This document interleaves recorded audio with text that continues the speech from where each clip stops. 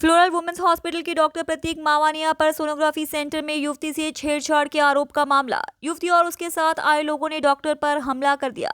Doctor प्रतीक को गंभीर चोटें आने के कारण आईसीयू में भर्ती करवाया गया। डॉक्टर प्रतीक ने मीडिया के सामने बयान दिया, अगर डॉक्टरों पर इस तरह के झूठे आरोप लगाए जाएंगे तो हम इलाज कैसे करेंगे।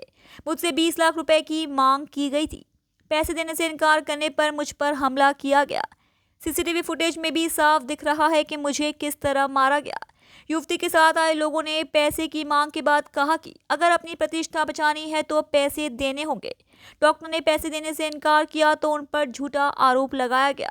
जब मरीज की जांच की जाती है तब डॉक्टर के साथ हेल्पर और अन्य मशीन ऑपरेटर भी मौजूद होते हैं।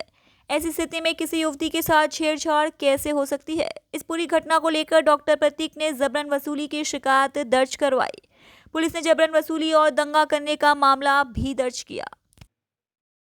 હું છેલ્લા 7 થી 8 વર્ષથી મારુતિ એક્સેસ સોનોગ્રાફીમાં મારા પેશન્ટની તપાસ દર્દીની તપાસ માટે ત્યાં જતો હોઉં છું. આ વખતે પણ એમની તપાસ કરી અને હું સીધો સાહેબની ઓફિસમાં બેઠો હતો. ત્યાં અમુક અસામાજિક તત્વો આવીને 8 થી 10 જણા આવીને સીધી મારી પાસે કીધું કે તમે છેડતી કરી છે, આરોપ મૂક્યો. મેં જ્યારે કીધું કે અમે નથી કરી ત્યારે એમણે સીધું જ મતલબ પૈસાની ખંડણીની માગણી કરી કે પૈસા આપી દો, નહીંતર તમારી બદનામ કરી નાખીશું અને તમને મારામારી કરીશું અને મારી નાખીશું અને હોસ્પિટલમાં બદનામ કરી નાખીશું. એ રીતે એટલે એમને અમારી પાસે 20 લાખ રૂપિયાની માગણી કરી હતી.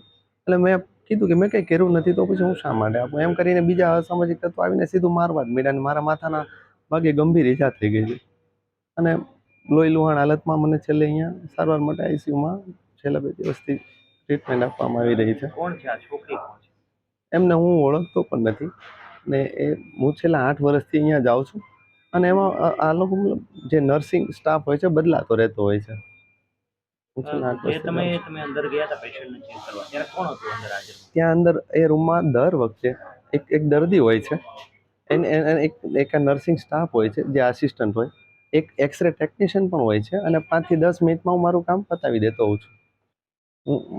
એકદમ ખોટા આક્ષેપો કરેલા છે, એકદમ ખોટા. અને પૈસા માગવામાં જો આ રીતે એ લોકો માગણી કરીને આવું કરશે ડૉક્ટરો સુધી તો અમે સારવાર કઈ રીતે કરીશું?